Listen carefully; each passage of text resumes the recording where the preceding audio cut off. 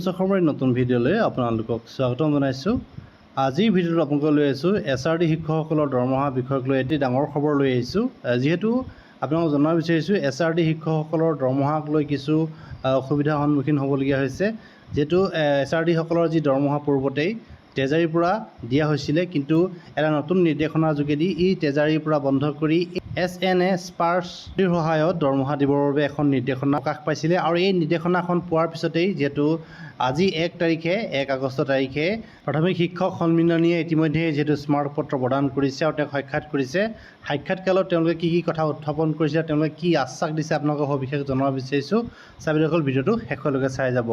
আপোনালোকে দেখিবলৈ পাইছে প্ৰাথমিক শিক্ষা সঞ্চালকালয় সুৰঞ্জনা সেনাপতি ডাঙৰীয়ানীক ৰাতুল চন্দ্ৰ গোস্বামীদেৱে যি স্মাৰকপত্ৰ প্ৰদান কৰিছে আৰু যি এই দৰমহাৰ যি আখুৱা, এই আখুৱাসমূহ দূৰ কৰিবৰ বাবে তেওঁক স্মাৰকপত্ৰ প্ৰদান কৰিছে। যিহেতু পূৰ্বৰ দৰে যিসমূহ নিয়মীয়া শিক্ষক আছিলে ট্ৰেজাৰীৰ পৰা যি কোষাগাৰৰ পৰা তেওঁলোকে দৰমহা লাভ কৰিছিলে আৰু সেই একেই পদ্ধতিৰে দৰমহা প্ৰদান কৰিবৰ বাবে এখন স্মাৰকপত্ৰ প্ৰদান কৰিছে।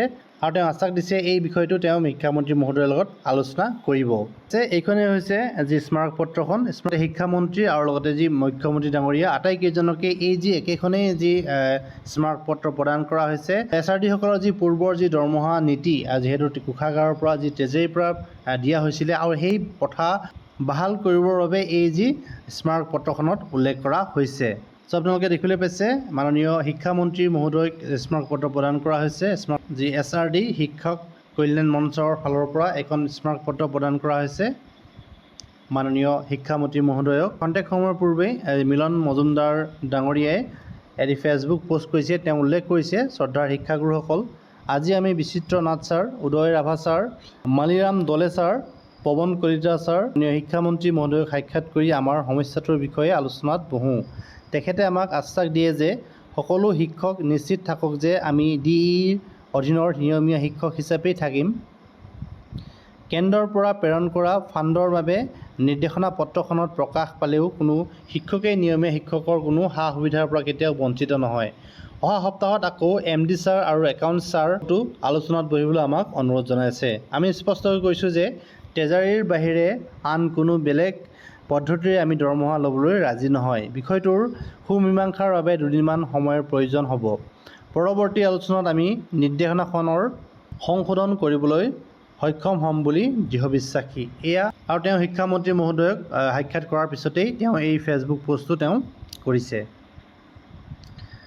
আৰু আপোনালোকে দেখিবলৈ পাইছে এখন ফটো দেখিছে মাননীয় মুখ্যমন্ত্ৰী মহোদয়ক অসম প্ৰাথমিক শিক্ষক সন্মিলনীয়ে যিহেতু স্মাৰকপত্ৰ প্ৰদান কৰিছে আৰু স্মাৰকপত্ৰখন খুব ভালদৰে তেওঁ অধ্যয়ন কৰিছে আৰু অধ্যয়ন কৰাৰ পিছতে তেওঁ আশ্বাস দিছে যে সমস্যাটো খুব সোনকালেই সমাধান কৰা হ'ব বুলি তেওঁ আশ্বাস। আৰু কিছু সময় পূৰ্বেই ৰাতুল গোস্বামী ছাৰেও এটি ফেচবুক পোষ্ট কৰিছে। তেওঁ উল্লেখ কৰিছে যে SRD শিক্ষকসকলৰ দৰমহাৰ প্ৰদান নীতি সলনি কৰিবৰ বাবে দিয়া বিভাগীয় আদেশ বাতিলৰ বাবে আজি আমি প্ৰথমে বিভাগৰ ডাইৰেক্টৰ মহোদয়ক স্মাৰকপত্ৰ প্ৰদান কৰোঁ। ইয়াৰ পিছতেই শিক্ষামন্ত্ৰী মহোদয়ৰ কাৰ্যালয়ত স্মাৰকপত্ৰ দি মাননীয় মুখ্যমন্ত্ৰীক সাক্ষাৎ কৰোঁ।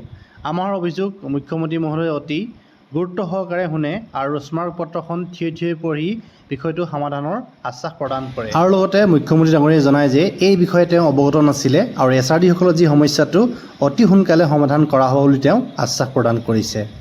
আৰু তেওঁ এই যি বিষয়টো খুব সোনকালেই সমাধান কৰিব বুলি যিহেতু ইতিমধ্যে আশ্বাস দিছে মুখ্যমন্ত্ৰী মহোদয়ে।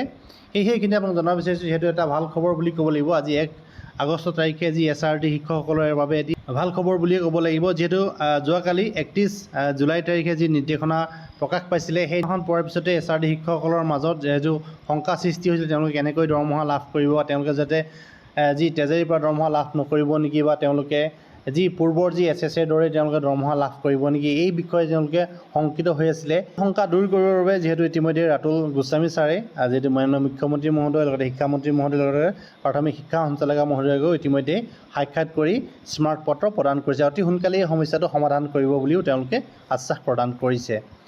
ভিডিঅ'ত ইমানখিনি আছিলে। আশা কৰিছোঁ ভিডিঅ'টো আপোনাক যথেষ্ট উপকৃত কৰিব। ভিডিঅ'টো শেষলৈকে চাই থকাৰ বাবে আপোনালোকক পুনৰবাৰ ধন্যবাদ জনালোঁ।